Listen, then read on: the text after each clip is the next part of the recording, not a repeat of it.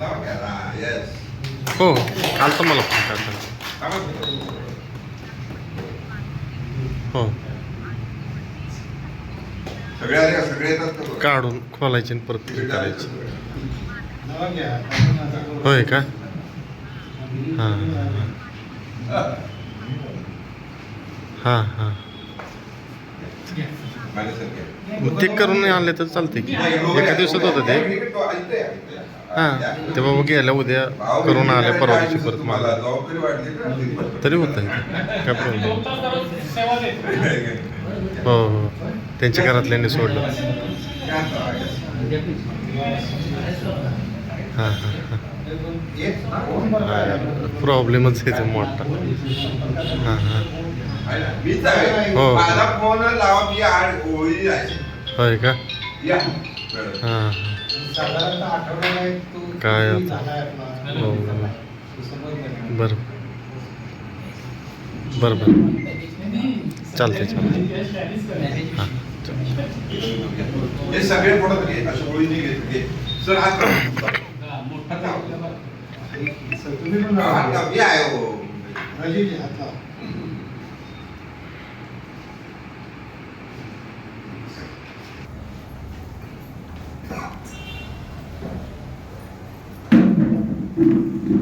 2 वर्षापूर्वी पुस्तक पर्व नावाचं पुस्तकाचं दुकान चालू केलं. पण माझ्या लक्षात आलं की मला काही त्या दुकानामध्ये बसायला वेळ दिला पाहिजे, देऊ शकत नाही. आणि तो प्रोजेक्ट माझा हळूहळू हळूहळू आपणासमोर बासनात गुंडाळला गेल्यासारखं झाला. या दरम्यान विशेषतः दिलीपराज प्रकाशन, संस्कृती प्रकाशन, सुवादोत्कर्ष प्रकाशन, घनश्याम पाटलांचं चक्रा, सातपुतेंचं प्रकाशन, अशी बरीच पुस्तकं आमच्या विशेषतः पुस्तक पर्व दुकानामध्ये उपलब्ध होती. त्याचबरोबर बोधेंची पुस्तकं, बोधेंचं प्रकाशन जे आहे. आणि मध्यंतरच्या काळात माझ्याही गडबडीमुळं काही गोष्टी राहिल्या, पण त्या काळात दिलीपराज प्रकाशनाची माझं पुस्तक दशदशी नव्हे येतच आहे. आणि मोठा दबाव माझ्यावर आला होता की दिलीपराज प्रकाशनाची पुस्तकं आता परत कशी पाठवायची. मध्यंतरीला आले होते 10,000चा आपला चेक त्यांना देऊन टाकला.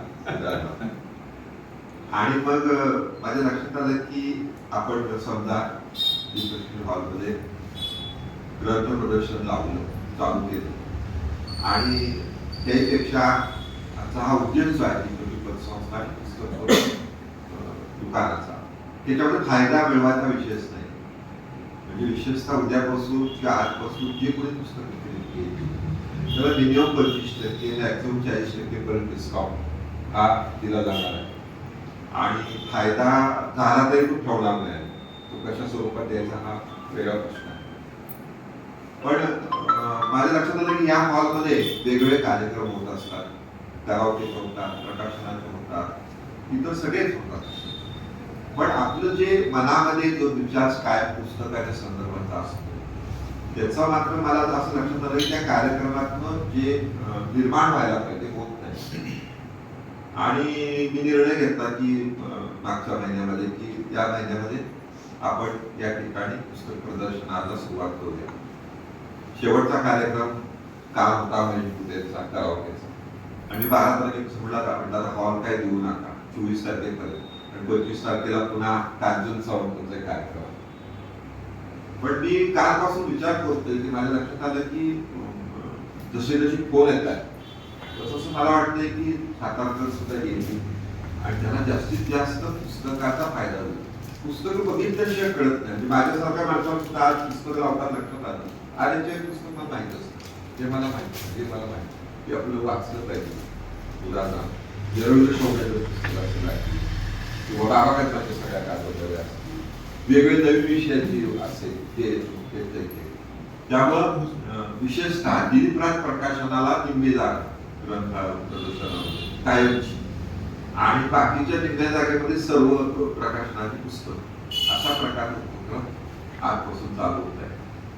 नानल सरांचा मला मेसेज आला की रवाचा ग्रंथ दिन आहे आणि त्या दिवशी तुम्ही ते पुस्तक चालू करताय ते मला माहितच नाही, म्हणजे माझ्या डोक्यातच नाही, त्याचा मेसेज आता माझ्या लक्षात आला. शेवटी म्हणजे शेवटी मला असं लक्षात आलं की काही गोष्टी आपण देव मानत नाही पण निसर्ग नक्की मानतो. काहीतरी असतंय आपल्या मनात नेमका आजचा दिवस निघावा हे सुद्धा फार महत्वाचं आहे.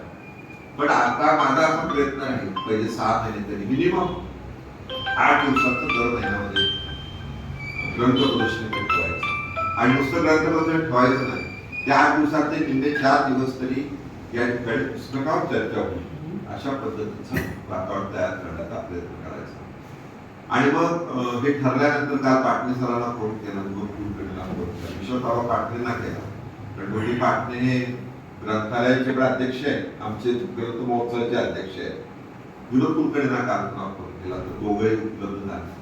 त्याच्या हस्ते आपण हे करतो आहोत. परंतु आनंदाची बातमी म्हणजे दिलीपराज प्रकाशनचे ज्यांचं माझ्यावर काय म्हणतो टेन्शन होतं थोडक्यात आणि टेन्शन सगळं निघून जाईल. कारण त्यांच्या पुस्तकात मी ठरवलंय काय नाही, या भरपूर डिस्काउंट पण पुस्तकं न्या आणि ती जातील. आणि पण त्यांनी वर्षभर आम्हाला जी पुस्तकं पाठवून राहिली त्यामुळेच हे आज ग्रंथ प्रदर्शन होतं, ही आनंदाची बाब आहे. त्यातनं एखाद्या वेळेस चांगलं काही निर्माण होणार नाही, आणि आम्ही पुस्तकप्रेमी ग्रुप आहे त्यामुळे तर सारखी पुस्तकावर चर्चा चालू आहे. मला वाटतं की या 10 दिवसात कमीत कमी 4-5 पुस्तकांवर तरी या ठिकाणी चर्चा होईल. आणि पुस्तक प्रदर्शन झाले तर त्या पुस्तक प्रदर्शनातल्या पुस्तकांवर चर्चा, आणि त्या चर्चा होत असताना आम्हाला खात्री आहे की ती पुस्तकं जेवढ्या प्रती आहेत तेवढ्या संपलेल्या असतील त्याच्या पुस्तकावरच्या. त्यामुळे तुम्हालाही संधी आहे, पुण्यालाही घेऊन या, आपण तशा प्रकारचाही वेगळा प्रयोग करत राहू असं मला वाटतं. पुन्हा एकदा या ठिकाणी मान्य विशेषतः दिलीपराज प्रकाशनचे राजीव बर्वे जे महाराष्ट्र साहित्य परिषदेचे उपाध्यक्ष आहेत, त्याचबरोबर आचार्य यशवंत पाटणे, विनोद कुलकर्णी, राजेंद्र माने, संदीप सोत्री, नानू साहेब, लांडगे सर, ननावरे, भोसले सगळी मंडळी या ठिकाणी उपस्थित झाली. परंतु त्या 8-10 दिवसामध्ये माहोल आणखीन चांगला करण्याचा प्रयत्न होईल. कारण मी असं ठरवलेलं आहे की सकाळी 10ला कंपल्सरी ते यायचं आणि संध्याकाळी 8लाच घरी जायचं. मध्ये जायचं तर फुल ब्लॉक जायचं उतरला म्हणजे आपल्याला बैठक होते. आणि मी 24 तारखेपर्यंत असेल, 31 तारखेला आम्हाला पुण्याला जावं लागतं एवढंच. परंतु या 12 दिवसामध्ये जास्तीत जास्त पुस्तकप्रेमी या प्रदर्शनाला कसे भेट देतील, शाळाचे मुख्याध्यापक कसे भेट देतील, ग्रंथालयवाले कसे भेट देतील असा प्रयत्न विशेषतः होईल, त्याचा मला विश्वास वाटतो. पुन्हा एकदा मी सांगू इच्छितो की आता मगाशी आपला खाली विषय आला होता की जेव्हा मी केसरीमधलं सदर घेतोय स्वातंत्र्य सैनिकांवर, तेव्हा माझ्या लक्षात मला 1% पण नाही माहितीच नाही. आपण एकच बाजू टाळायला पकडतो, परंतु या स्वातंत्र्यासाठी जी योगदान दिलेली मंडळी आहे, म्हणजे अगदी काल मी बंगालमधला तो हा वाचला बॅनर्जी म्हणून जी दंगल झाली, त्या दंगलीमध्ये त्यांनी हिंदूंचं प्रतिनिधित्व केलं. म्हणजे त्याच्यात त्या 2 गोष्टी मला जाणवल्या. एक म्हणजे पुण्यनगरीमधलं मागच्या आठवड्यात एक लेख होता, तर नाव आपल्या लक्षात नाही, तर मला त्याच्यावर लिहायचं आहे. विशेषतः पूर्व बंगाल हा पाकिस्तानमध्ये विलीन होण्यासाठी जिनांनी दलित समाजाला हाताशी धरला. त्यातला जो एक नेता होता तो त्यांच्याबरोबर गेल्यामुळे त्यांची बेरीज झाली. म्हणून पूर्व पाकिस्तान हा पूर्व बंगाल हा तिकडे गेला, पण त्याचा भ्रमणनिराश झाला. जिना गेल्यानंतर त्याला कुठेही विचार घेतलं गेलं जिना गेल्यानंतर, आणि मग ते पुन्हा भारतात आलं. थोडक्यात म्हणजे जो पूर्वीपासून जो प्रयत्न होता, म्हणजे आपण म्हणतो प्रत्येक पक्षामध्ये 4 माणसं असतात, ते 4 पद्धती, की त्याचा तो परिणाम होता. तसाच बंगालमध्ये त्यांनी प्रयत्न केला होता. 2 दिवसाची ती जी हिस्टरी आहे ती वाचण्यासारखी, मला माहित नाही किती लोकांना माहिती आहे ती. म्हणजे त्यावेळेला हिंदूंचं पळवून लावून त्याला शिरकाण म्हणत नाही, त्याला शब्द देत नाही, हत्या शब्द वापरत नाही, परंतु कलकत्त्यामध्ये तो भाग सगळा औद्योगिक होता आपला, आणि 33% मुस्लिम आणि 66% हिंदू होते. परंतु त्यांनी जी कल्पना केली होती की त्या 2 दिवसामध्ये मिनिमम 15% लोक तिथं पळवून लावा, आणि ती परिस्थिती त्यांनी पहिले 2 दिवस सक्सेस केली. आणि 3ऱ्या दिवशी जे काय ऍक्टिव्हनेस झाला, आणि आपण ते परत सगळं थांबलं थोडक्यात म्हणजे ते वाचण्यासारखं आहे सगळं. म्हणजे मला माहित नाही किती खरं आहे किती खोटं आहे, परंतु सगळंच खोटं असू शकत नाही सगळ्या गोष्टी. परंतु ह्या सगळ्या गोष्टी आपल्याला माहिती पाहिजे. आपल्याला जहालवायचं कुठल्याच पद्धतीनं जहालवायचं नाही, मध्यम मार्गी पद्धतीतून आपला भारत पुढे कसं जाईल याची या घटना सुद्धा तुम्हाला माहिती असतं हे आवश्यक आहे. आपलं महाराष्ट्रवाले नशिबान आहोत, आपल्याला कुठल्याच या स्वातंत्र्य लढ्यामध्ये टोकाच्या हत्याकांडाचा टोकाच्या एकंदरीत परिणामाचा आपल्यावर परिणाम झाला नाही. म्हणजे जी फाळणी झाली फाळणीचे दुष्परिणाम आपल्याला माहितीच नाही काय. तर हे सगळं मला असं वाटतं की आपल्याला या पुस्तकांमधून कळत राहतं. आपलं वाचन सगळं पाहिजे, आपल्याला वाचनातून सगळ्या माहिती घेणं आवश्यक आहे. त्यासाठी मला असं वाटतं की हे सगळं आपल्याला उपयोगी पडेल याची मला विशेषतः खात्री आहे. पुन्हा एकदा मी खात्रीपूर्वक सांगतो की दर महिन्यामध्ये या हॉलमध्ये 8 दिवसाचं पुस्तक प्रदर्शन होईल आणि त्याचा उपयोग विशेषतः सातारकरांमध्ये आणि सातारकर या पुढच्या कालावधीमध्ये काय करतील, भेट काय द्यायची, वाढदिवसाला द्या, लग्नाला द्या, मुंजीला द्या, कशाला द्या, पुस्तकं भेट देण्याचं एक पद्धतीचं वातावरण निदान खारुताईचा वाटा खाऊ दिला म्हणून या माध्यमातून होईल असं मला खात्री वाटते. तर सर्वांचं या ठिकाणी स्वागत करतो आणि मी चिटणीस मॅडमला विनंती करतो की आपण सत्कार करा.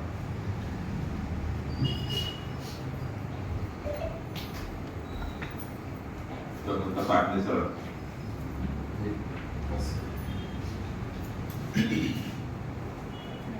पाटणे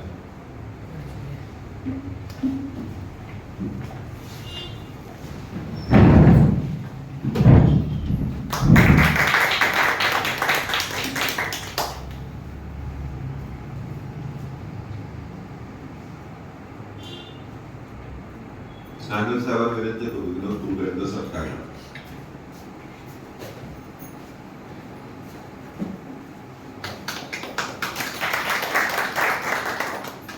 लांडे सरांना विनंती करतो परवेज साहेबांना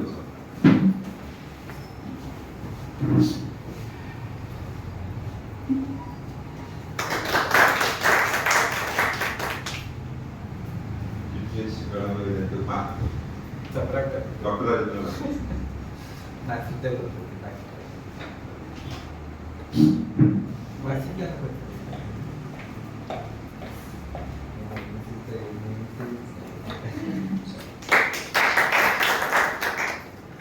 आणि परवेज साहेबांना विनंती होतो की आपण नांदेड साहेब कारण मला वाटतं जास्तीत जास्त त्यांच्या माध्यमातून होणार आहे. तुमचा सत्कार फक्त हे पुस्तक मला विकत घ्यायचं ते बर्वे सरांच्या हातात देऊ देऊ हे खरं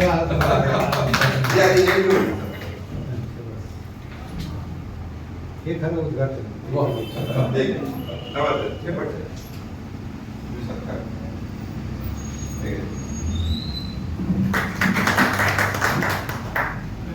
पैसे देते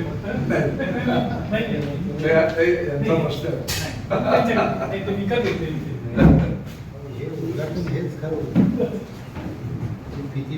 राजेंद्र माने आपण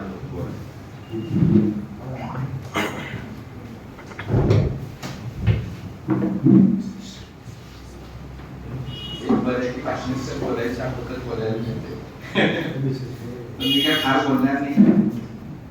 काही चांगल्या गोष्टी घडत असतात त्या घडाव्यात असं नेहमी वाटतं. त्यातलं पुस्तक प्रदर्शन आणि वाचकांच्या बद्दल पुस्तकं जाणं. आज रंगनाथन जयंती असल्यामुळं त्याला एक वेगळा संदर्भ देता येईल की रंगनाथांची जी 4 सूत्र होती की प्रत्येक वाचकाला त्याचं पुस्तक मिळालं पाहिजे. आज नाना साहेबांना त्यांचं आवडतं पुस्तक मिळालं हा त्यातलाच एक मला वाटतं की भाग आहे. आणि प्रत्येक पुस्तकाला त्याचा वाचक मिळायला पाहिजे. आणि ग्रंथालय आता आपण हे ग्रंथ प्रदर्शन म्हणून की वर्धिष्णू संस्थासारखी राहिली पाहिजे, ती नेहमी वाढत राहिली पाहिजे, वाचकांच्यापर्यंत पोहोचत राहिली पाहिजे. अशा सर्व भूतालामध्ये हा प्रदर्शनाचा आज शुभारंभ होतोय.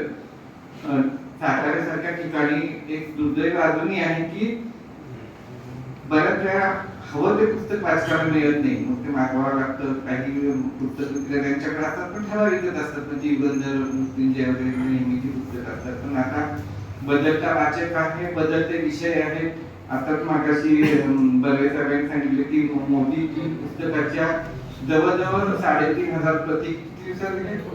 2 महिन्यात गेल्या. तर वाचक सुद्धा वेगळ्या पद्धतीनं ऑनलाईन घेतलं पण त्याच्यापेक्षा इथं चालता येतात पुस्तकं, आपल्याला थोडंफार दर बघता येतात, वाचता येतात. तर या दृष्टीनं असं प्रदर्शन भावी काळात जोम धरू शकेल अशी मला एक आतून शक्यता वाटते आणि ते धरावं असं वाटतं की लोकांच्या बाईकडे त्यासाठी काही थोडेफार प्रयत्न करावे तर करावेत. आपण करूया सगळ्यांनी मिळून की आपल्याकडं सोशल माध्यम असतील, प्रत्येकाने आपल्या मित्रांना जे अनेक ग्रुप आहेत सध्या प्रत्येकांचे, त्याच्यातून थोडंफार प्रकार केला आपण तर लोकांचे पावले इकडे पुस्तकं खरेदीसाठी वळतील याची सगळ्यांनी मिळून आपण प्रयत्न करूया. आता खरं तर चिटणीस साहेब इतके त्यांच्या कल्पना असतात, मला खरंच स्तुत्य वाटतं की एखाद्या माणसाने इतकं कल्पना आणखी त्या कल्पना राबवणं, नुसत्या कल्पना आम्ही पण बऱ्याचशा करतो पण ते कल्पना आपल्या राहण्याचा फार महत्वाचा भाग असतो. मी परवा वाचल्या मला पहिल्यांदा लक्षात आले, मला पुस्तक प्रकाशनच आहे काहीतरी, नंतर आपल्या लक्षात पुस्तक प्रदर्शन आहे म्हणून. तर अशा पद्धतीच्या कल्पना खरंच असल्यामुळे आणि पुढे नेणारी माणसं पाहिजे. काय प्रत्येक कल्पना प्रत्येक वेळी 100% सक्सेसफुल असं नाही, तर त्याचा एक मार्ग त्याच्याकडे जाणं हे सुद्धा खूप महत्वाचं असतं असं मला वाटतं. आज दिग्लक्ष्मी हॉलमध्ये हाही एक वेगळा पुस्तक प्रदर्शनचा समारंभ होतोय, त्याला मी मनापासून शुभेच्छा देतो. आमच्याकडून काही जेवढी मदत होईल तेवढी मदत करण्याचा एक प्रयत्न करतो. आता चिटणीस साहेब तर अतिशय चांगले लेख मला त्यांचे ते आम्ही रोज नेहमी वाचतो, त्यांचे ते शिकलेले तोही हा त्यांचा हिता होते हे आणखी जास्त. मी परवा त्यांना म्हटलं की खूपच सजग आणखीन एक प्रतिभावंत प्रतिभाशाली म्हणावं अशा पद्धतीचे विचारपूर्ण लेखन त्यांच्या त्याचं एक चांगलं पुस्तक लवकर तयार व्हावं, त्याचं लवकर प्रकाशन व्हावं अशी मी आहे ते विचार व्यक्त करतो. पाटणे सर तर इथं आहेतच, पाटणे सरांचं ऐकायला माझ्यापेक्षा तुम्हाला जास्त आनंद आहे. आज आमच्या इथं उपस्थित राहण्याची संधी चिटणीस साहेबांनी दिली त्याबद्दल मी त्यांना नेहमीच आभारी आहे. ते नेहमीच वेगळ्या वेगळ्या कार्यक्रमात बोलवतात आणि अशा संधी देत असतात, त्यामुळे आपल्याशी संवाद करण्याची संधी मिळते. मनापासून धन्यवाद.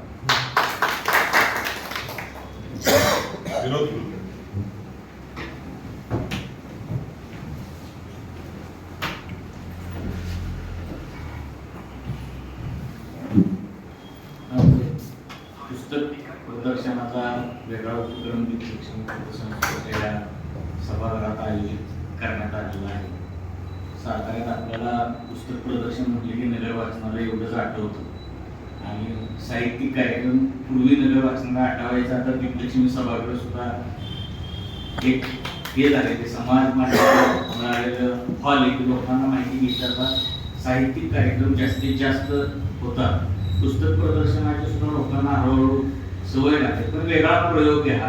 डॉक्टर राजेंद्र मानेंनी जसं सांगितलं की इथं वेगवेगळ्या लेखकांची पुस्तकं साताऱ्यात उपलब्ध होत नाही, हे एक व्यासपीठ होईल त्याचे. वेगवेगळ्या प्रकाशकांची वेगवेगळ्या लेखकांची पुस्तकं मिळण्याचं ठिकाण दिग्लक्ष्मीचा हॉल निश्चितपणे होईल. चिटणीस साहेबांचं कौतुक यासाठी आहे की कुठल्याही कार्यक्रमासाठी त्यांचा पुढाकार मनापासून असतो आणि पुस्तक प्रदर्शनाचा सुद्धा त्यांनी जो काही निर्णय घेतलेला आहे त्याला निश्चितपणे चांगला प्रतिसाद मिळेल. नाण्याला आम्ही सुरुवात केली, डॉक्टर राजेंद्र मानेंनी सांगितले नगर वाचनालयाची श्रोत्रीने अगोदर घेतले डॉक्टर राजेंद्र मानेंनी सांगितले की नगर वाचनालयाची खरेदी सुद्धा आम्ही हितनं करू आणि 25% वर सवलत मिळणार महाराष्ट्रातलं हे एकमेव आहे हे पुस्तक प्रदर्शन की 25% वर सवलत मिळण्याचे आता कुठल्याही प्रदर्शनामध्ये 10 ते 15% वर सवलत मिळत नाही. म्हणजे नफा सगळा वाचकाला मिळेल अशी व्यवस्था करणारं हे प्रदर्शन आहे. या कार्यक्रमासाठी राजू बर्वे पुण्यावरून प्रकृती टीम नसताना या कार्यक्रमात म्हणले की मग आमच्या पुस्तकांचा स्टॉल लागतोय, मला बोलवले न येणे परवडणार नाही. त्यामुळं ते आनंदानं आले, त्यांचे मी या निमित्तानं स्वागत करतो. चिटणीस साहेबांचा हा उपक्रम निश्चितपणे यशस्वी होईल. म्हणजे चिटणीस साहेबांची ख्याती पुण्याचे प्रकाशक त्यांनी साताऱ्यात आणले, सातारचे लेखक पुण्यात, म्हणजे एवढं पूल पुण्यातून साताऱ्यात बांधण्याचं काम दुसऱ्या कुठल्या सातारकरांना जमलं असतं असं मला वाटत नाही. म्हणजे मी सुद्धा आता पुण्यात गेलो असतो तरी साताऱ्याचा लेखक अजून पुण्यात न्यावा इतकी क्षमता माझ्यामध्ये सुद्धा आली नाही. चिटणीस साहेबांनी ते करून दाखवलं. सातारकरांनी हे व्यासपीठ फक्त दिग्लक्ष्मी पुढचं नाही, जो इथे येतो पुण्यापर्यंत सुद्धा तो लेखक जाईल तो वागता जाईल, तो कवी जाईल, ही खात्री चिटणीस साहेबांमुळे आपल्याला नक्की मिळते. चिटणीस साहेबांच्या उपक्रमाला मी शुभेच्छा देतो आणि माझे 2 शब्द थांबतो.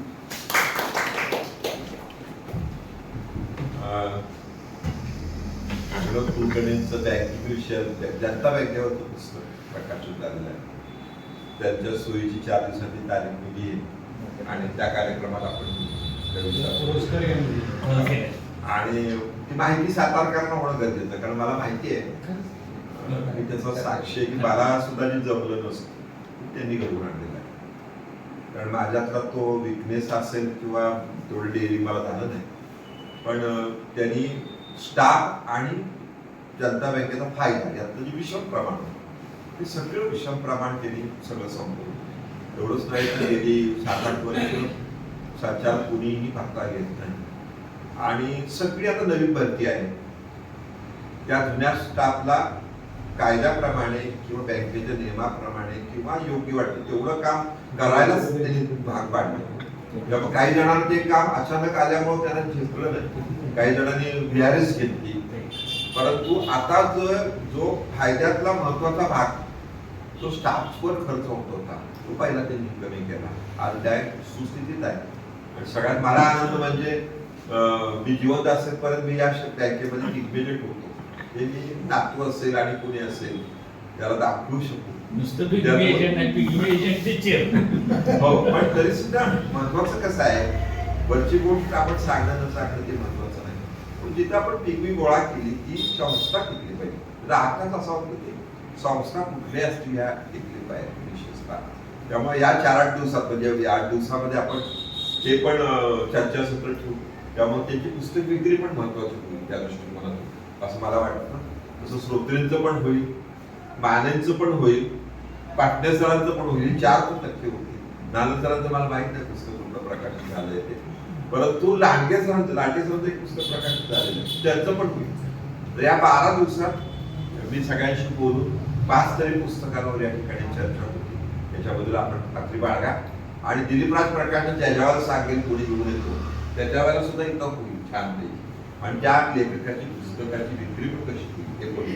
आणि मी पुन्हा एकदा सांगू इच्छितो, आपण म्हणतोय 25%, पण जेवढे आम्हाला टक्केवारी मिळते साधारण हरकत नाही सांगायला 50% साधारणपणे पुस्तकावर आम्हाला मिळणार. 50% आपण लोकांना देतो. हा जो उपक्रम आहे हा बेसिकली फायद्यासाठी नाहीच. मराठी पुस्तक प्रत्येकाच्या वेगवेगळ्या विषयाचं घरात गेलं पाहिजे. तेव्हा तुम्ही आम्हाला जे आता पैसे द्यायचे आहेत ते 50% द्यायचे. श्रुतीने सुद्धा 50% द्यायचे. नाही, मग मी काय करेन की त्याच पुस्तकाला 2 प्रती घेणे आणि 1 पुस्तक एकाला भेटेल. अरे वा, व्हेरी गुड. त्यामुळे हा हे समजून घ्या. हा मुद्दाच नाही तर या होते. म्हणजे आता विनोद कुलकर्णी पण ते मला असं वाटतं की त्याच्या पुस्तक प्रकाशनाच्या निमित्तानं फेडरेशनचे संचालक होऊ त्यांनाही सांगू ते पुस्तकं नाही लोकांना प्रेझेंट असाही प्रयत्न करू. आणि विशेषतः विनोद कुलकर्णींचा ज्यावेळेला चर्चा होईल त्याला मिनिमम 50 पुस्तकं आपण विक्री झाली पाहिजे. अशा प्रकार प्रत्येकाचा आपण तसा प्रयत्न करू असं मला वाटतं. मी बर्वे सरांना सांगतो की आपण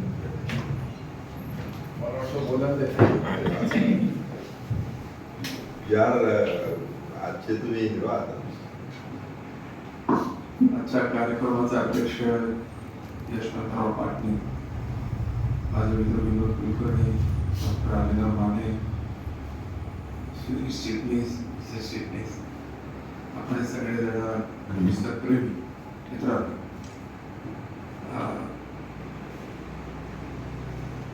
दिलीपराज प्रकाशनाची पुस्तकं आहेत म्हणून मी आलो हे थोडं साधच आहे. सत्य असं आहे विनोद कुलकर्णी आणि चिटणीस दोघं भेटतील हा त्याच्या मागचा पुण्यातला व्यापार दररोजही होत नाही की जावं भेटावं गप्पा मारायला ते होत नाही. पुण्याच्या इथं आल्यावर ही नक्कीच भेट मिळणार आणि त्यांच्या मैत्री खातर आणि प्रेमा खातर हा पुण्याहून मी एवढ्याच कार्यक्रमात आलो. पुण्यात एखाद्या कार्यक्रमाला घरातनं उठून जावं आणि तिथनं परत जावं तसंच तिथून इथं आलो घरी असा हा भाग आहे. मगाशी माझ्या मसाबाच्या उपाध्यक्षपदाचा उल्लेख केला चिटणीस सर. ती किंवा सगळी विनोद कुलकर्णी आणि चिटणीस यांची आहे. दीपलक्ष्मीच्या केबिन दीपलक्ष्मीच्या केबिन दिसते. तुम्हाला सांगतो इथून इथपर्यंत सगळीच माणसं साहित्यिक आहे आणि मी एक व्यापारी मनुष्य, म्हणजे तरी सुद्धा मला एक मोठेपणा या लोकांनी दिला हा महत्वाचा भाग आहे. आता थोडंफार दिलं नाही असं नाही, परंतु ते आपल्याच प्रकाशात येतं, द्यायला हरकत नाही. तर किडनीसाठी एक गंमत सांगितल्याशिवाय मला राहत नाही की हा प्रचंड माणसं जमवणारा माणूस आणि माणसांवर प्रेम करणारा माणूस. आमची फार वर्षापासून आठवतही नाही आता तेव्हापासून, आणि माणसं हेरायची आणि त्याला प्रकाशात कसं आणायचं हे चिटणीसांकडनं शिकावं. आणि उत्साह आज साखळी उलटून गेले माणसाची किंमत, परंतु तरी सुद्धा यांचा उत्साह इतका दांडगा आणि हे मला मोठं कौतुक. आज ते परत परत सांगताय. 100% मला गॅरंटी आहे की या सगळ्या उद्योगातनं ते बरेच पैसे घालवणार, मिळवण्याचा बाजूला आहे. हे मी इतक्या वर्षाच्या अनुभवाने सांगतो, ते घालवणार. कारण त्यांना प्रचार करायचा हा सगळ्यात महत्वाची गोष्ट आहे. त्यांना एस्टॅब्लिश करायचा, प्रचार करायचा. आणि जेव्हा ही भूमिका घेऊन एखादा मनुष्य त्यामध्ये उतरतो ना, तेव्हा यश हे नेहमीच मागे राहत. आज यांनी इथं लोकांनी इथं बसायला वगैरे जागा केली, आणखी टेबल मांडावे, पुस्तकं आहे तर त्यांनी एकावर एक ठेवली, त्यापेक्षा वेगळी प्रत्येकी इथं भरपूर व्हरायटी, पूर्ण भरेल आहे सगळं. ते हे भरपूर टाका, चांगली प्रसिद्धी करा. पुस्तकाच्या संदर्भात मगाशी उल्लेख झाला, आम्ही आता मोदी 3 पुस्तक काढलं. मोदी तिसऱ्यांदा महाराष्ट्र जूनच्या पहिल्या आठवड्यात निवडून आले. त्यानंतर इंग्रजी पुस्तक 15 दिवसात आलं आणि त्यानंतर 8 दिवसात जे इंग्रजी पुस्तक आलं, त्याच्यानंतर 15व्या दिवशी आमचं मराठी भाषांतर प्रकाशित झाले. आणि म्हणजे 1 जुलैच्या दरम्यान आम्ही ते पुस्तक प्रकाशित केलं. आज 1.5 महिना व्हायचा, त्याच्या 3500 प्रतिसाद, 5000च्या वृत्ती आली. कारण त्या मोदीजीने पुस्तक जाणार होतं हे आम्हाला माहिती आहे. तर मुद्दा असा आहे की ते पुस्तक ते लोकांपर्यंत पोहोचायला लागलं. वाचन संस्कृती अजिबात कमी झालेली आहे मित्र. फक्त आपण पोहोचलो लोकांपर्यंत, ते पुस्तकं जातात. त्यामुळे गावात शक्य असेल तिथं बॅनर बोर्ड लावावेत, लोक नक्की इथे येतील. लोक यायला लागले की पुस्तकं खपायला, असा आमचा सगळीकडचा महाराष्ट्रावरचा अप्रोच. जे प्रकाशन घडतात, प्रकाशन व्यवसाय चालत नाही, त्यांना मी नेहमी सांगतो की त्यांची स्वतःचे प्रयत्न कमी पडतात आणि त्यामुळे त्यांना असं रडण्याची वेळ येते. परंतु असं नाहीये. आज पुस्तक संस्कृतीला निश्चितच चांगले दिवस आहेत, अधिक चांगले येणार आहेत. जगाचा हा सगळा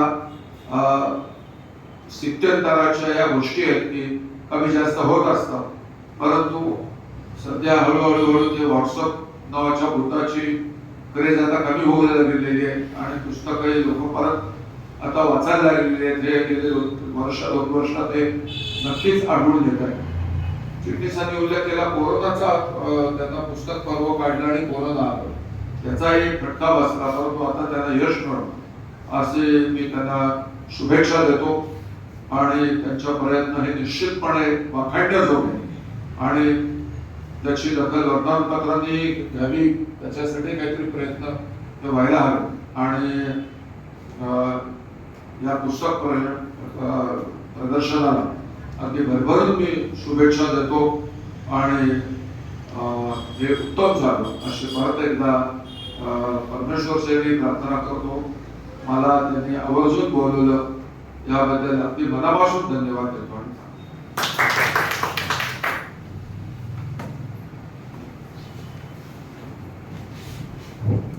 त्यानंतर प्राचार्य पाटणे सर बोलतील. त्यापूर्वी मुद्दाम सांगू इच्छितो विनोद कुलकर्णीच्या पुस्तकावर चर्चेला तुम्ही पुन्हा सातारला यावं अशी आमची दोघांची इच्छा आहे. वाचून झाले तरी करा तयार. खरं छान वाचून चर्चा नाही, बराच अभ्यास करायचा. आपल्या सगळ्या वाचकांच्या वतीनं ते जाहीर करतो की दीपलक्ष्मीच्या सभागृहामध्ये पुस्तक प्रकाशनाचं उद्घाटन झालं. आता निम्मा भाग सगळा हा गिरिजनासाठी, म्हणजे महाराष्ट्रामध्ये इतकी आंदोलनं 50% चालू आहेत आणि 50% जेव्हा आरक्षण देता येत नाही, हा गव्हर्नमेंटचा नियम असल्यामुळेच तुम्हाला 50% पण खरं सांगतो, मला जीवनातला एक आज दिवस आनंदाचा क्षण आहे. यासाठी आनंदाचा आहे की जसं आपण मी पुस्तक लिहिलं घरात एक ग्रंथालय आहे, पण मी तुम्हाला सांगेन सातारकरांचं ग्रंथालय म्हणजे आज दीपलक्ष्मीचं ते सातारकरांचं ग्रंथालय आहे. कारण जसा माणूस आपल्याला वृद्धाश्रमात जातो ना, तसे काही ग्रंथही वृद्धाश्रमात. घरांना आपल्या घरात जर ग्रंथालय असेल तर तिथे ते सन्मानानं पुस्तक लिहू शकतो. मी अनेक वेळा माझ्या सुखाच्या कल्पना जेव्हा विचार करतो त्यावेळेस मला असं वाटतं की पुस्तकाची निर्मिती कुणी केली, काय केली, कोणाला.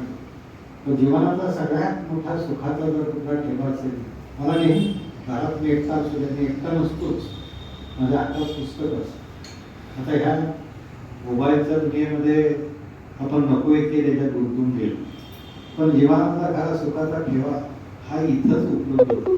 म्हणजे मी एका ठिकाणी सर वाचत होतो, कुठेतरी प्रवचन ठेवलं होतं स्वर्ग सुखाचा मार्ग म्हणून, आणि प्रवचन करणारा माणूस आदल्या दिवशी देऊन थांबला होता.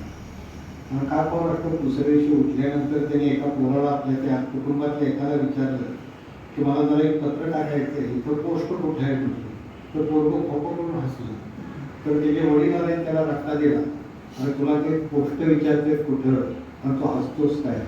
म्हणजे ज्याला पोस्टाचा रस्ता माहीत नाही की स्वर्ग सुखाचा काय सांगणार आहे. म्हणजे लक्षात घ्या, मला स्वर्ग सुखाचा मलाही रस्ता माहीत. पण मला जर विचारलं की आत्मसुखाचं ठिकाण कुठलं, तर मी फक्त सांगेन दीपलक्ष्मी हेच आत्मसुखाचं सगळ्यात मोठं ठिकाण. आणि खरं सांगेन तुम्हाला की जे आता राजीवजी म्हटले ते अत्यंत वास्तव आहे. म्हटलं की पाणी पुष्कळ आपल्याला पाण्यापर्यंत लोकांना नेलं पाहिजे. आज वाचन संस्कृती कुठली क्षीण होत, ग्रंथ महोत्सवाला मिळणारा प्रतिसाद तुम्ही बघितला तर तो काही फार कमी झाला असं वाटत. शेवट एक गोष्ट आहे की आम्हाला दर्जेदार सुद्धा काही चांगलं देता आलं पाहिजे. त्याची प्रदर्शन हा सुद्धा एक संस्कार असतोच. ग्रंथ पाहणं, ग्रंथ वाचणं हा तसा संस्कार आहे, तसं ग्रंथ पाहणं हा सुद्धा संस्कार. आपल्याकडं फुलांची प्रदर्शनं असतात, आपल्याकडे कृषी प्रदर्शन असतं. कृषी प्रदर्शनातलं अन्न तुम्हाला जर छान फुलं तुम्हाला छान गंधित करतील, तर सृष्टीची फुलं आज नाही उद्या पोहोचून जातात. पण ही पुस्तकातली शब्दफुलं चिरंतन चैतन्याचं ग्रंथ देतात. आयुष्यभर तुमचं आनंदी जीवन कसं होईल, जीवन कसं सुगंधी होईल. आम्ही खरं सांगू, जसा चांगला मित्र गरजेचा आहे, पुस्तक हे सुद्धा चांगला मित्रच असतो. तो आयुष्यभर आपल्याला भावनिक सोबत करतो. जीवनातली सगळ्यात मोठी प्रामाणिक सोबत ग्रंथांकित कुणी करत नाही.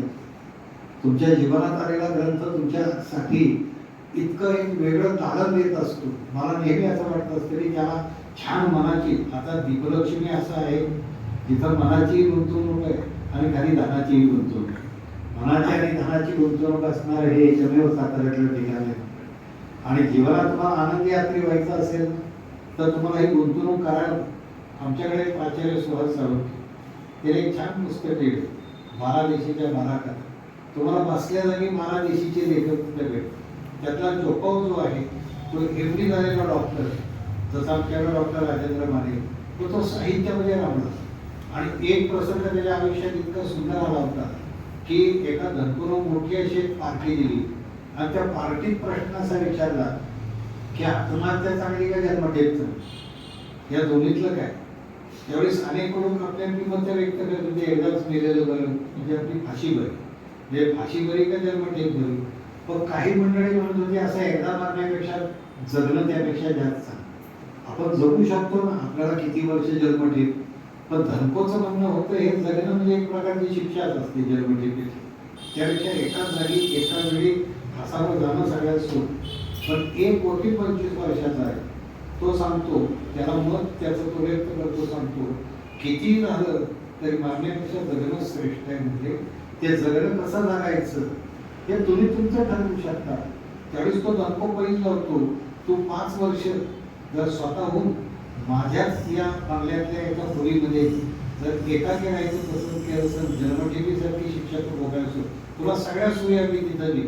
तुला सिगरेट पाहिजे, तुला दारू पाहिजे, फक्त 2 अटी आहेत म्हटले, तुला पुस्तकं पाहिजे तेही देऊ, पण एक गोष्ट, तुला वर्तमानपत्रही वाचायला देऊ, तुला लिहायलाही देऊ, पण तुझं लिहिलेलं बाहेर नाही, तुला माणसाचा चेहरा दिसणार.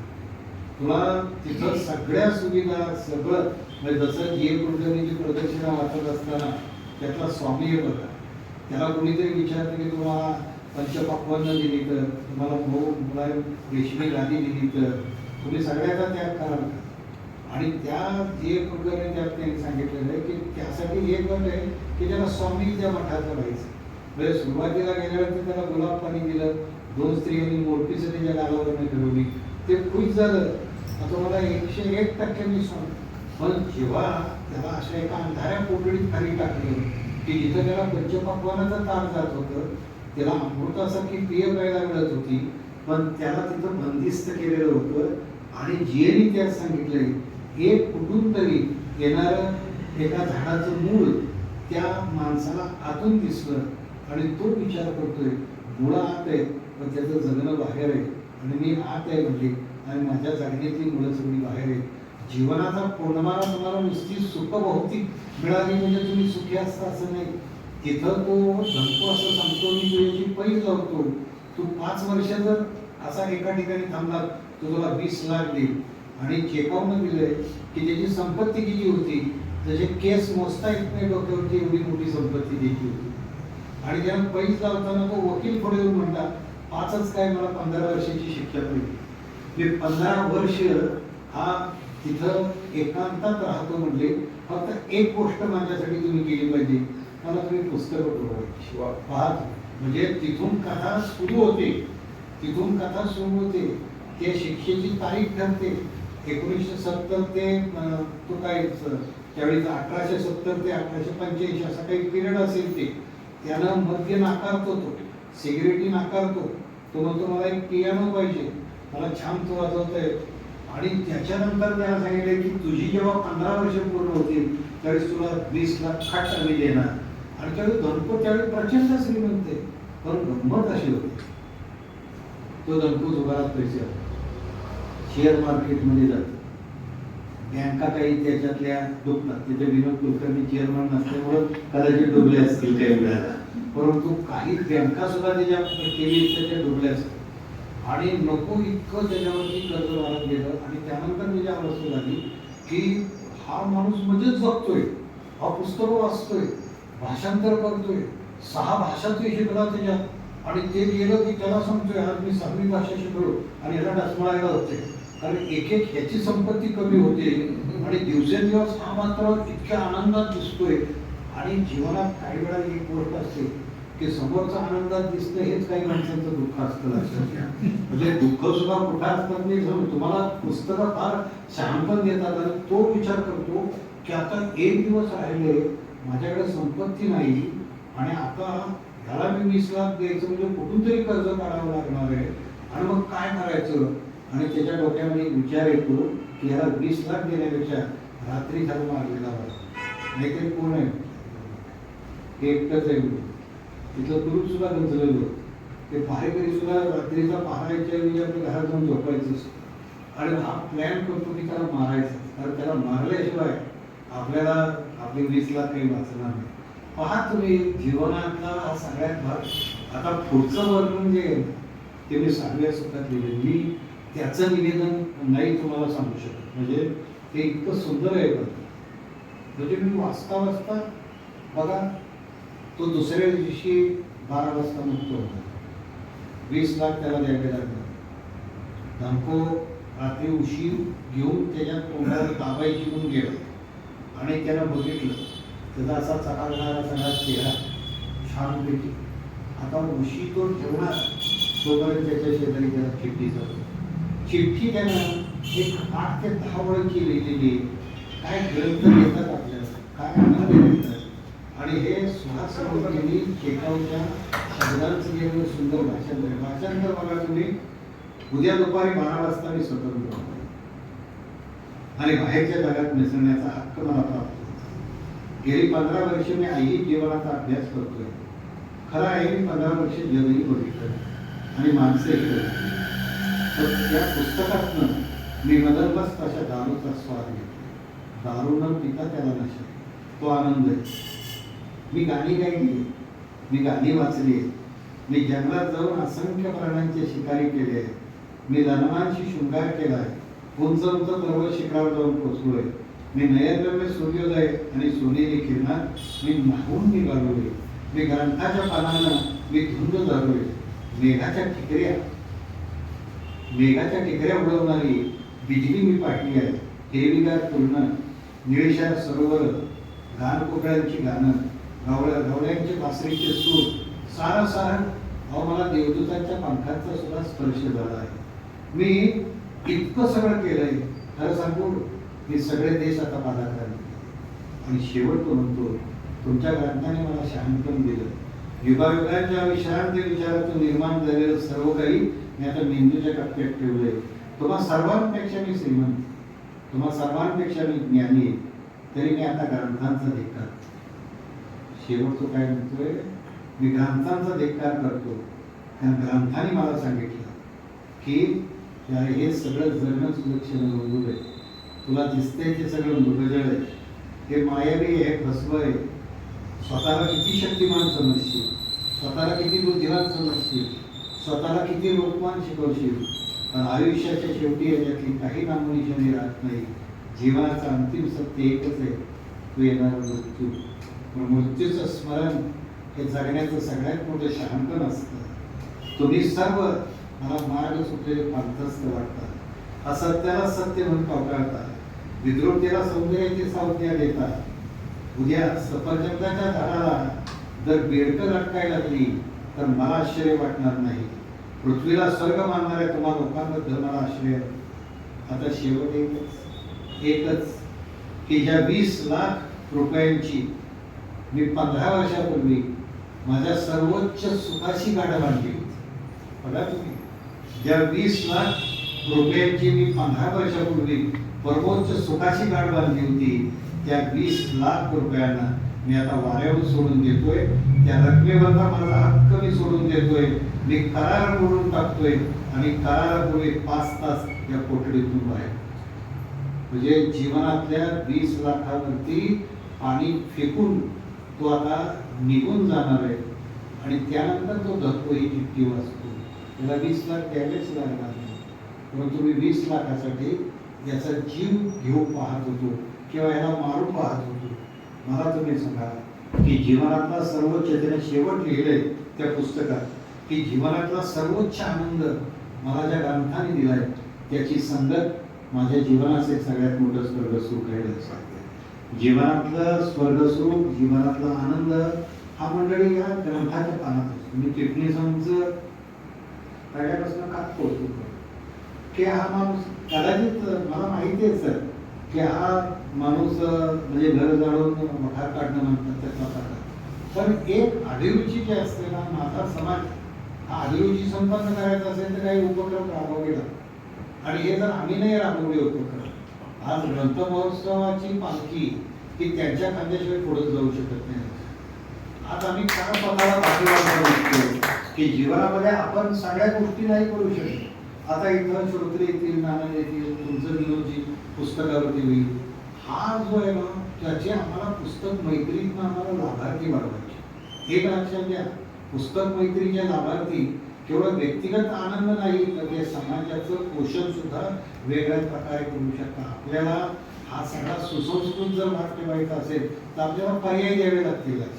आपण पर्याय जर नाही तर नुसत्या जर गप्पा मारत बसलो ना, अरे भ्रष्टाचार काय झालाय, आज धर्मांधता किती वाढली, आज काय माणूस आहे, या सगळ्या नुसत्या गप्पा मारत असतो. तुम्हाला कृतीशील पातळीवर कदाचित आमच्यापेक्षा पुस्तकं चिटणीसांनी कमी लिहिली असतील, पण चिटणीस हे आमच्यापेक्षा सगळ्यात श्रेष्ठ पुस्तक आहे. हे लक्षामध्ये घ्या. मी हे आवर्जून का तुम्हाला सांगतो, पुस्तकं कमी लिहिली असते पण तुम्हाला जी आम्ही व्याख्यानं तुमच्यापेक्षा जास्त दिली, पण हजारो मानवतेवर व्याख्यान देण्यापेक्षा एक मानवतावादी कृती करणे 1000 व्याख्यानापेक्षा श्रेष्ठ असतं. हे जीवनात लक्षात आहे. म्हणून आजचा उपक्रम जो आहे ना, हा पुस्तक मैत्री आहे. का पुस्तक मैत्री साहेब त्याच्यात तुम्हाला सांगतो हिशोब सुद्धा आमच्याकडनं इथून किती होतील. आता नानासारखा एक अत्यंत बँकेतला चोख चांगला प्रामाणिक अधिकारी इथे येऊन 2 तास बसणार हीच आजच्या दिवसाची घडी जमेची बाजू आहे. मी तुम्हाला सांगतो कारण सर आता याला सुद्धा नाही मिळत माणसं.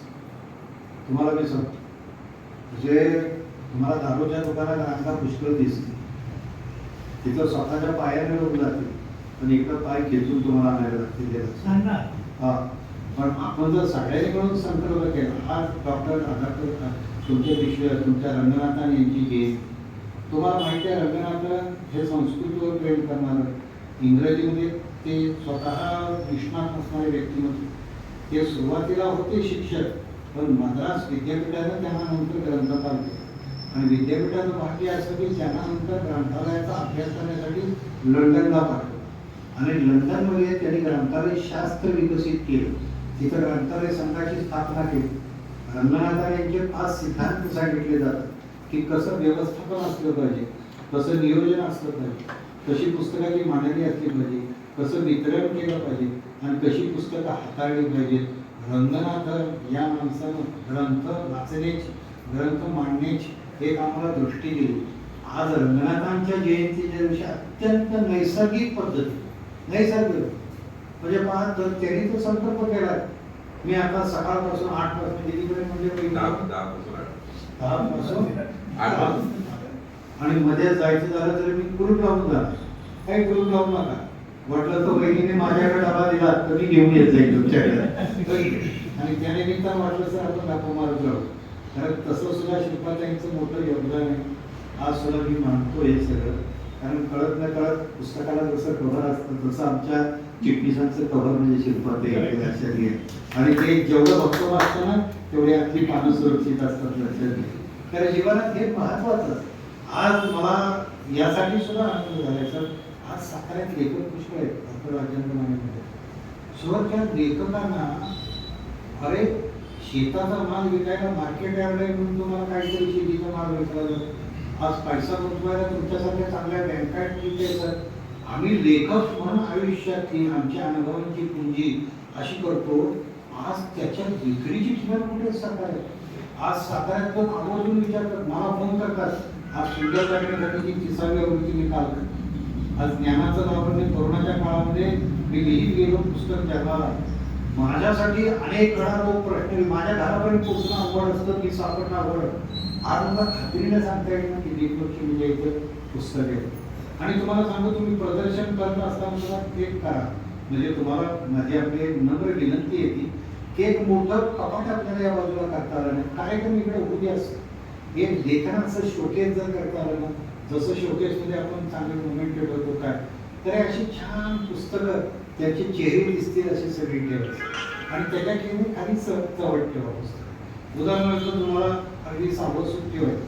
माझी 5 पुस्तकं ठेवा, त्याच्यावरती उभं सावध सूट. दिलीप राजची सगळी पुस्तकं आहेत ना ठेवा आणि अशा पद्धतीची एक सुंदर आपल्याला तिकडे अशी शोकेस करता आली ना. कार्यक्रम इथं होतीच सर, कार्यक्रम बनतो. कारण साताऱ्यातलं सगळ्यात मोठं आज संस्कृतीपीठ म्हणून दीपलक्ष्मी हे संस्कृतीपीठ आहे लक्षात. तर इथं जर तुम्हाला शोकेस करता आली तुमची कल्पना तुम्हाला लागेल की कसं वाटतंय बा, तर ती जर झाली ना तर दोन्ही गोष्टी साध्य होतील. कायमस्वरूपी 12 महिने हे प्रदर्शनही होईल सर आणि विक्री सुद्धा होईल. इथं कार्यक्रमानंतर जे लोक येतील सर ते जेव्हा पुस्तकं बघतील तरी सुद्धा त्याची विक्री म्हणजे थोडं खर्चिक आहे. तर त्याच्यासाठी जर तुम्ही जर केलं असं मांडणं की बाबा साताऱ्यातले काही असे लेखक आहेत आणि त्यांनी एवढे टीव्ही ठेवावे एवढी रक्कम द्यावी तर त्याला पहिलं नाव माझं असेल हेही तुम्हाला म्हणजे आम्ही त्यासाठी तुम्ही जर म्हटलं आपल्याला 25,000 रुपयाच्या सर या गोष्टी आपल्याला करायच्या, तुम्ही 10 लोक काढा. तुमच्या शब्दाला एवढं महत्व आहे. आम्ही नाही मी तुम्हाला कल्पना देतोय सर.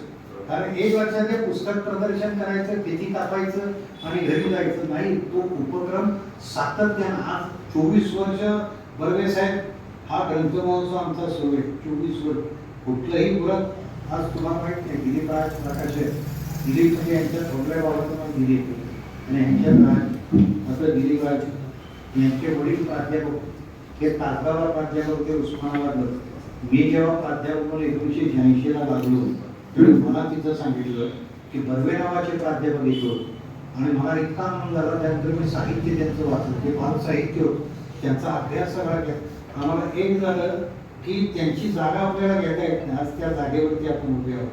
आणि त्या 20 वर्षाच्या माणसाला एवढी मुलं, एवढा समाज, एवढा ज्ञानश्रीमंत केला होता. म्हणजे ते तीर्थग्रंथालय होतं लक्षामध्ये घ्या. तुमचे वडील हे दत्तोपंत रणजित देसाईंनी त्यावेळी समारंभात त्यांच्या मृत्यूनंतर सुद्धा त्यांच्या वाङ्मयीन कर्तृत्वाचं कौतुक केलं होतं. हे मला आज वाचलेलं आठवतं. आज सुद्धा लक्षामध्ये घ्या, तो वारसा हा समर्थपणे, ते लेखक होते, तुम्ही प्रकाशक आहात, पण तो वारसा तुम्ही पुढे नेताय. आणि हे सगळे ग्रंथ हे आमचे वारसदार आहेत आणि ह्या वारसदारांना जोपासण्याचं काम आज चिटणीस साहेब करत आहेत.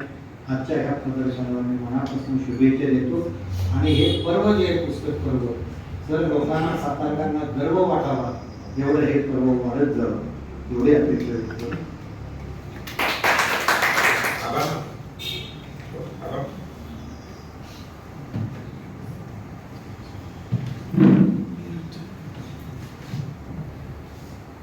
व्यासपीठावर साहित्यिक दिग्गज लेखक आहेत. निसर्ग वैशिष्ट्य अचानकच एकदम तयारी विषयावर पण ऐकलंच. आज आम्हाला आनंद असा होतोय, हा छोटासा ग्रंथ महोत्सव मिळायला काय हरकत नाही. हे उपक्रम राबवतात, हे विविध प्रकारचे असतात आणि ग्रंथमहोत्सव समितीच्या वतीने आम्हाला इतका आनंद होतोय. आज खऱ्या अर्थानं पण त्या उपक्रमाला सुरुवात केलेली आहे, शुभारंभ झालेला आहे याचा आम्हाला आनंद होतो. बरेच वेळेस मला कल्पना नव्हती. तुमचे वडील किती होते ना अर्थात, त्यांची विद्यार्थी माझी मिसेस तासगाव होती, तुमच्याच पर्यायात तुमच्या रोटीत होत इकडच्या आणि त्या आमच्याच घराच्या राहत. त्यामुळं मिसेसने तुमच्या वडिलांच्या विषयी जे सगळं सांगितलं त्या मी मगापासून आठवत होतो. उत्तम मराठीचे हिंदीलाही त्यांचा विषय होता आणि चांगले होते. मला आनंद वाटला का अशा व्यक्तीच्या मुलांचा ते दिवस प्रकाशन खूप आनंद. सर तुम्हाला एक विनंती मी करणार आहे, हे तुम्ही प्रदर्शन बघत पण आमच्याकडे भूक अजूनही अतृप्त आहे. या मी आता बालभारतीवर होतो आणि अभ्यास मंडळ होतो. 5वी ते 12वी अखेरची जी पुस्तकं आहेत, जी लेखक आहेत त्यांची पुस्तकं इथं. मला सुधामूर्तीची अजून पुस्तकं मिळत नाही मिळत अजून काही पुस्तकं.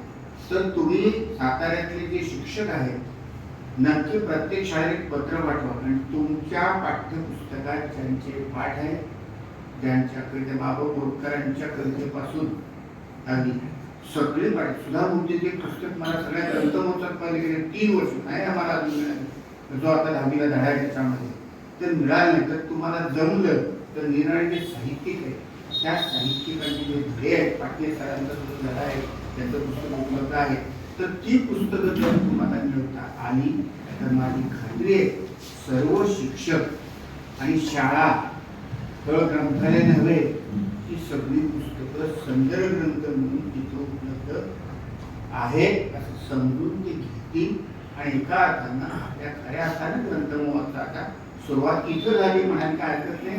आजच आपण सुरुवात केलेली आहे तर हे करता आलं कारण छान उपक्रम राबवला. फक्त आता लेखकपणा नव्हतं राखलं होतं. मला माहिती तुम्हाला गडबड झाली पण साहित्य संस्कृती मंडळी मुंबईत आहे, साहित्य परिषद पुण्यात आहे, पण दोन्हीचा संगम आम्हाला इथं झालेला आहे. या हॉलमध्ये याचा आनंद होत आहे. आपण जर सगळ्यांनी छान विचार व्यक्त केले, तुमच्या सगळ्यांचे ग्रंथमहोत्सव समितीच्या उपाध्यक्ष वतीनं मनपूर्वक आभार मानतो. छान उपक्रम सुरू केलेला आहे त्याबद्दल आणि आपण उपस्थित राहायला सर्व पत्रकार बंधू सगळ्यांचे मनपूर्वक आभार मानतो आणि या उपक्रमाला ग्रंथमहोत्सव समितीचे सुद्धा शुभेच्छा थांबतो. जय जय महाराष्ट्र, जय